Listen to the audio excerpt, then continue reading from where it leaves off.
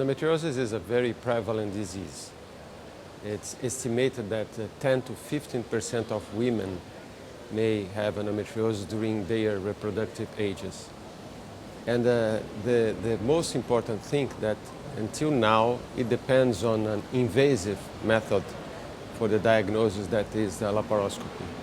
If you think about Brazilian numbers, probably more than 7 million women in Brazil may have endometriosis. So this is a huge number of women suffering from a disease that is the most important cause of pain and probably one of the most important of female infertility. So the early diagnosis is very, very important. Early diagnosis starting from a good clinical exam.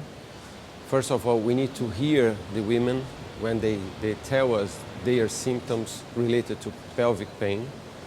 We need to consider endometriosis for infertile women, and also the non-invasive methods that came in the last years, like the transvaginal ultrasound dedicated to endometriosis, is very important for us to think about the disease and to plan the best treatment for these women.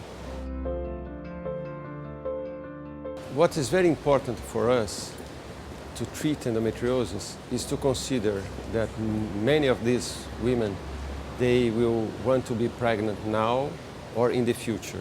Even for young patients that may have endometriosis, or for older patients, considering that today pregnancies in patients after 30 years old, 35 years old is very common.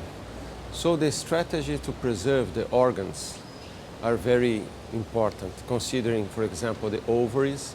There are new alternatives like the use of some lasers for us to improve the treatment and to preserve the ovarian function, to preserve even the deep endometriosis when it compromises the bladder, the bowel.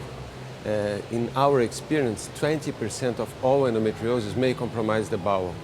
And for us to preserve not only the organ, but the function of the organ is very important. So when we have algorithms that allows us to decide properly when to treat, how to treat, and also when to preserve the function of the bowel, for example, considering the right dissection of the nerves, it's part of the strategy to treat better this important disease.